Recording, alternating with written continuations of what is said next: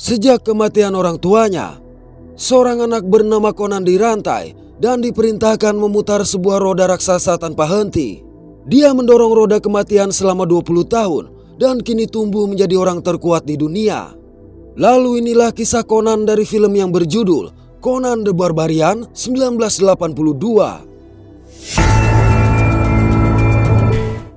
Suatu ketika, tampak seorang pandai besi yang tengah menempa sebuah baja hingga menjadi pedang yang sangat cantik. Ia kemudian pergi bersama Conan ke lereng gunung untuk menceritakan tentang dewa besar mereka yang bernama Chrome dan rahasia baja milik sang dewa yang telah dicuri oleh para raksasa tapi ditemukan oleh bangsa mereka. Selang beberapa waktu, desa mereka yang cukup tenang mendadak didatangi oleh pasukan berkuda. Lalu tanpa belas kasih serangan pun dilakukan.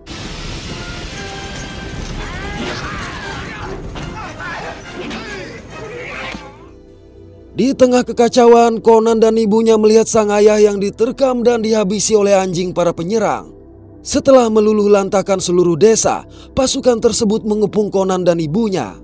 Sang pemimpin yang bernama Tulsadom mengambil pedang milik ayah Conan dan mendekati ibunya. Lantas dengan sebuah tatapan tajam, Dom yang merupakan seorang penyihir ini menghipnotis ibu Conan. Begitu si ibu terhipnotis tak berdaya, maka tanpa diduga, Conan yang masih anak-anak hanya bisa melihat kepala ibunya dipenggal oleh sang penyihir menggunakan pedang ayahnya tanpa bisa berbuat apa-apa. Pasukan Tulsadom kemudian membawa Conan dan semua anak-anak meninggalkan desa yang sudah porak-poranda. Mereka dibawa menembus hutan dan padang rumput hingga sampai ke tempat Tulsadom. Di tempat ini, Conan dirantai dan diperintahkan memutar sebuah roda raksasa tanpa henti. 20 tahun berlalu, Conan masih terus memutar roda. Bahkan anak-anak yang seusianya dulu sudah tidak ada yang tersisa. Conan yang awalnya kurus, kini tumbuh menjadi pria dewasa yang kekar dan kuat. Suatu hari seorang pria kaya mendatangi roda raksasa itu dan membeli Conan untuk dijadikan sebagai budaknya.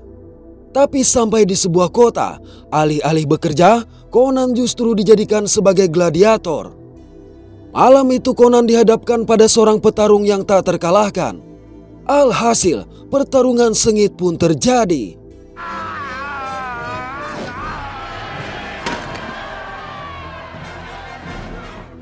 Cukup lama bertarung, Conan akhirnya berhasil mengalahkan sang jawara sehingga membuat bangga majikannya. Sejak malam itu, kehidupan Conan dilalui dengan pertarungan-pertarungan mematikan. Conan pun berhasil menghabisi setiap lawannya dengan sangat barbar sehingga dijuluki sebagai Conan the Barbarian. Ketika kemenangannya sudah tidak lagi dapat dihitung, Conan dikirim ke timur untuk mempelajari seni bermain pedang kepada seorang ahli bela diri. Selain itu, dia diajari membaca dan menulis. Kendati sudah jauh dari rumah, Conan tidak melupakan kata-kata ayahnya mengenai rahasia baja dan terus berdoa kepada Chrome setiap selesai berlatih. Kemampuan Conan yang sangat luar biasa itu ingin dimanfaatkan oleh pasukan dari timur untuk menguasai wilayah lain. Oleh karenanya pada malam hari, majikan Conan secara diam-diam membebaskannya dari perbudakan. Malang dalam pelariannya, Conan dikejar oleh sejumlah serigala hingga harus mendaki sebuah bukit batu. Naasnya lagi, Conan juga terperosok ke dalam lubang. Di sana Conan menyalakan api dan mendapati dirinya berada di sebuah kuburan tua yang dipenuhi oleh kerangka manusia. Pada ujung ruangan, Conan melihat kerangka seorang raja yang duduk di singgasana. Ia memperhatikan pedang yang ada di tangan kerangka itu dan dengan hati-hati mengambilnya. Saat Conan membersihkan kotoran dan karat dari pedang tersebut, tiba-tiba melihat helm yang jatuh dan kepala raja kuno yang membungkuk ke arahnya, sontak Conan berpikir itu merupakan tanda dari Dewa Chrome yang membawanya ke sini untuk memberikan sebuah pedang kuno. Conan lalu keluar dengan pedangnya dan memutuskan rantai yang masih membelenggu kakinya. Dari situ perjalanan tanpa arah Conan lakukan. Setelah berkilo-kilometer melangkah, Conan akhirnya melihat sebuah gubuk di mana keluar seorang wanita cantik yang seolah sudah menunggu kedatangannya dan langsung mengajak Conan masuk untuk beristirahat. Wanita ini memberitahu bahwa kekuatan magis telah lama mengatakan tentang kedatangan seorang pria perkasa yang akan menghancurkan ular mistis dan menjadi raja. Namun untuk mendapatkan semua itu, Conan harus membayar dengan tubuhnya. Sebagai manusia biasa, Conan tentu saja tidak dapat menolak godaan tersebut. Tapi begitu asik bertempur tanpa diduga, mendapati wanita cantik ini berubah menjadi penyihir mengerikan, maka dengan sekuat tenaga Conan membantingnya ke perapian. Sayang dalam sekejap penyihir tadi berubah menjadi bola api dan menghilang ke dalam hutan. Keesokan pagi, ketika Conan akan melanjutkan perjalanan, tiba-tiba terdengar suara seseorang yang merintih meminta makanan. Rupanya tepat di samping pondok terdapat seorang pria bernama Subotai. Subotai merupakan seorang pemanah yang dibiarkan mati sebagai hukuman atas kasus pencurian yang dilakukannya. Merasa memiliki nasib yang sama, maka Conan memutuskan untuk membawa Subotai bersamanya. Mereka kemudian menghabiskan waktu untuk saling mengenal sembari menyantap daging hewan buruan. Selama beberapa hari berikutnya, mereka berlari menembus padang pasir hingga sampai ke sebuah kota yang cukup megah. Di kota ini, Conan meminta seorang pandai besi untuk mengasah pedangnya. Pada malam hari, mereka berbicara kepada seorang lelaki tua. Mereka bertanya mengenai ular mistis yang dikatakan oleh penyihir sebelumnya. Pria ini bercerita bahwa 3 tahun yang lalu ada sebuah sekte kecil. Namun sekarang sekte itu sudah menjadi sangat besar dan menara ular yang mereka sembah telah dibangun pada semua kota. Anggota sekte tersebut juga memburu orang di malam hari untuk dijadikan sebagai tumbal. Hanya saja pria ini segera mengalihkan pembicaraan karena takut ada yang mendengar. Pada tengah malam, Conan dan Subotai berencana untuk menyusup ke menara ular. Tapi ketika akan melakukan itu, mereka bertemu dengan seorang gadis bernama Valeria. Awalnya mereka saling curiga, namun setelah beberapa saat mereka menyadari sama-sama ingin menyusup. Mengetahui hal ini, maka Valeria meminta untuk bergabung. Dari situ misi pun dilakukan. Setelah berhasil sampai di puncak menara, mereka langsung menuruni sebuah sumur yang ada di tengah menara tersebut. Mereka akhirnya sampai ke sebuah ruangan di mana ritual sedang berlangsung. Di sana tampak puluhan anggota sekte berpakaian putih yang mengelilingi seorang imam besar, anak buah Tulsadum. Valeria kemudian meminta mereka terus menuruni sumur, sementara dia menyelidiki ritual tersebut. Sampai di dasar sumur, Conan dan Subotai menemukan seekor ular besar yang tengah tertidur di dekat permata ajaib bernama mata ular. Conan lalu secara perlahan mengambil permata ajaib itu. Sayang mereka tidak menyadari sang ular terbangun. Tatkala Conan terpaku memandangi simbol ular yang mengingatkannya akan Tulsadum, ular raksasa tadi mulai mendekat. Beruntung Conan segera menyadarinya sehingga pertarungan tidak dapat dihindari. Cukup lama bergelut, Conan akhirnya berhasil menghabisi ular raksasa tersebut dan segera kabur.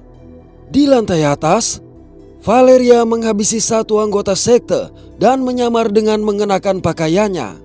Di sana tampak seorang gadis memasuki aula dan dijadikan tumbal kepada sang ular di bawah. Tapi begitu mendarat, gadis itu langsung berteriak histeris mendapati ular yang telah terpenggal. Akibat hal ini, kekacauan pun terjadi.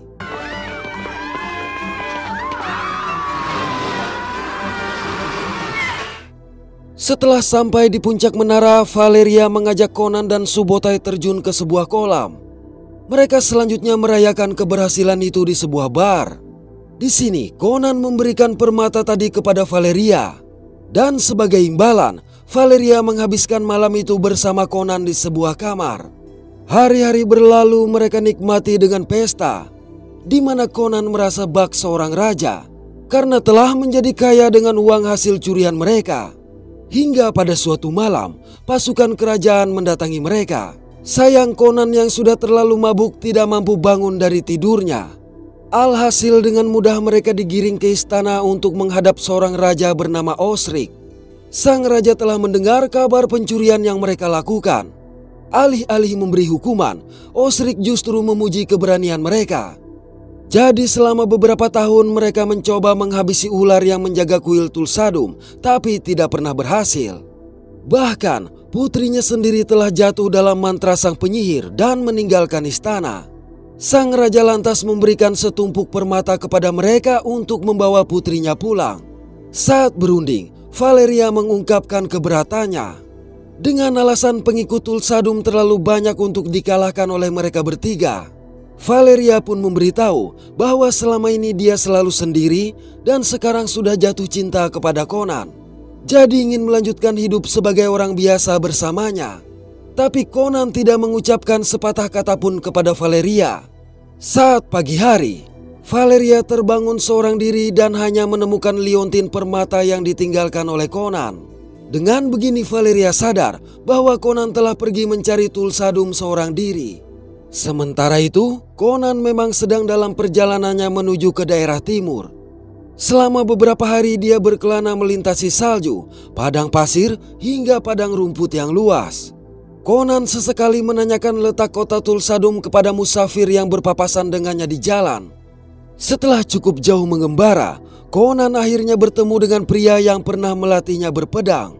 Malam itu mereka habiskan dengan duduk di dekat api unggun untuk membicarakan mengenai Tulsadum. Pada pagi hari, Conan menitipkan kuda dan pedangnya kepada sang guru.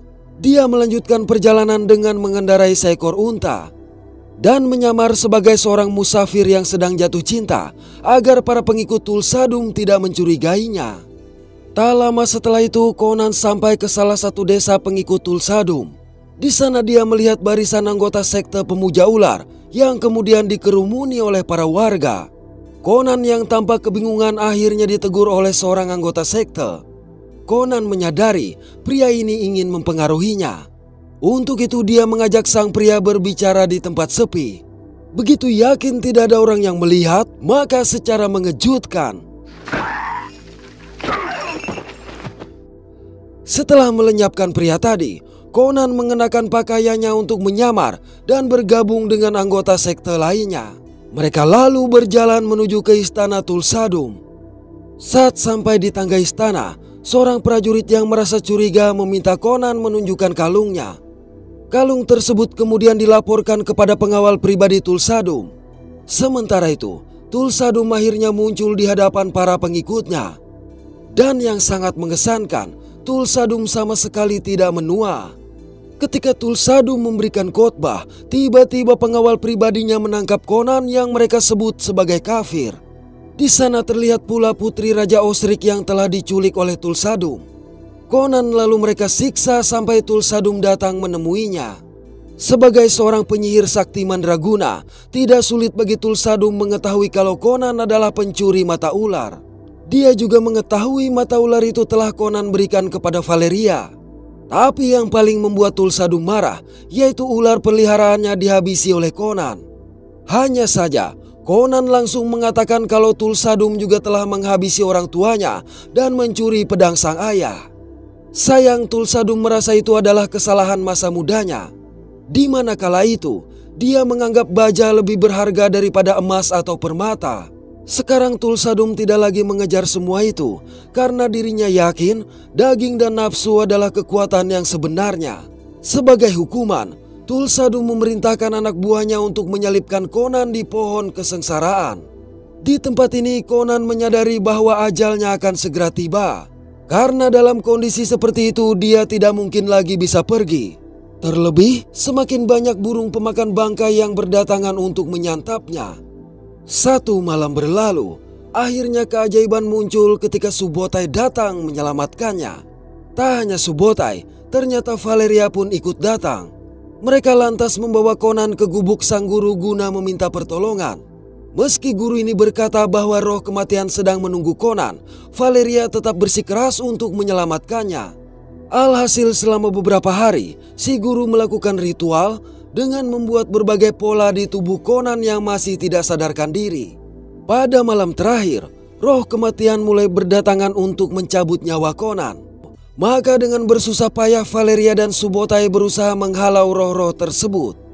Berkat kegigihan mereka, akhirnya roh-roh itu pun pergi. Keesokan pagi Conan siuman dengan kondisi yang sudah pulih. Conan kembali berlatih untuk mengumpulkan semua ketangkasannya. Malam hari, Subotai memberitahu bahwa untuk menyusup ke istana Tulsadum, mereka harus melewati bagian belakang gunung.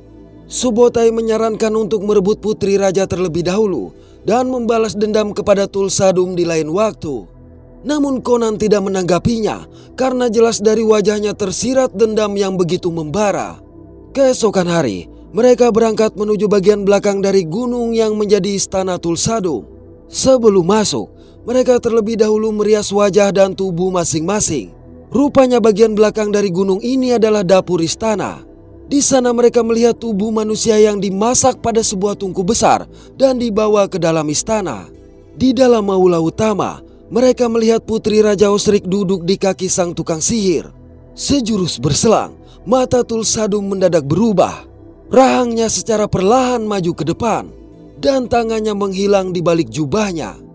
Lalu tampaklah sang tukang sihir yang berubah wujud menjadi seekor ular besar dan mulai merayap turun dari singgasananya. Pada waktu yang sama, 3 sekawan mulai melakukan penyerangan. Dari situ kekacauan pun terjadi.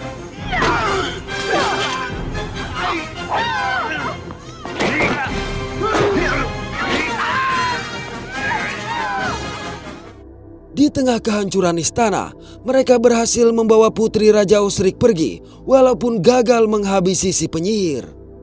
Setelah berhasil keluar, mereka segera menunggangi kuda untuk meninggalkan istana tersebut. Tulsadum yang melihat itu langsung mengambil seekor ular dan mengubahnya menjadi anak panah. Lalu melepaskan tembakan tepat mengenai Valeria. Setelah cukup jauh, mereka akhirnya berhenti untuk memeriksa luka Valeria. Malang anak panah yang berasal dari ular ini sangat berbisa. Menyadari ini adalah akhir hidupnya, maka untuk terakhir kali Valeria meminta Conan untuk memeluk dan menciumnya. Beberapa detik kemudian, gadis itu pun menghembuskan nafas terakhirnya di pelukan Conan. Kematian Valeria sontak semakin memicu keinginan Conan untuk membalas dendam. Valeria lalu dikremasi pada tumpukan batu yang dijaga oleh guru Conan. Menurutnya, tak ada api yang bisa menyala di tempat itu. Namun ternyata dengan mudah Conan menyulutkan api yang membuat sang guru terpana.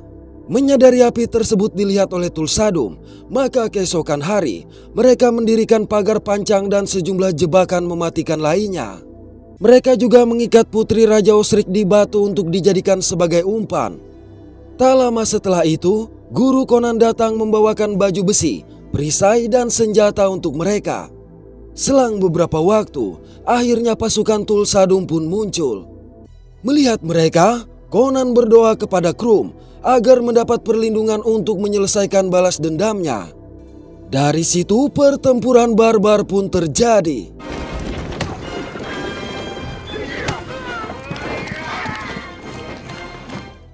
Cukup lama bertempur, mereka akhirnya berhasil mengalahkan semua pasukan Doom. Sayang sang penyihir sendiri masih selamat karena hanya menonton dari atas bukit.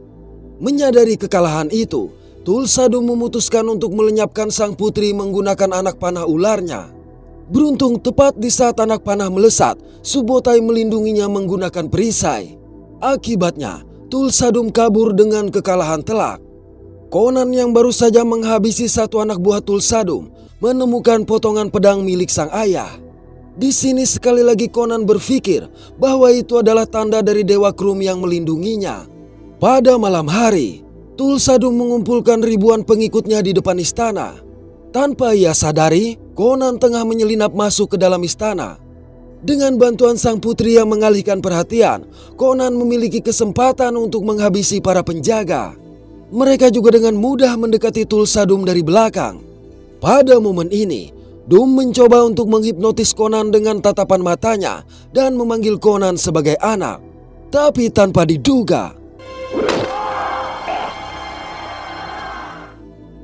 Conan yang kebal terhadap hipnotis ini juga langsung mengambil kepala sang penyihir dan menunjukkannya ke hadapan para pengikut Tulsadum. Begitu pengaruh dari Tulsadum sirna, akhirnya satu persatu anggota sekte membubarkan diri. Setelah semua orang pergi, Conan pun membakar istana itu dan mengajak sang putri pulang ke ayahnya. Oke, terima kasih sudah menonton sampai pada akhir konten ini. Mohon maaf atas ketidaksempurnaan dari kami. Semoga terhibur dan sehat selalu. Mantap.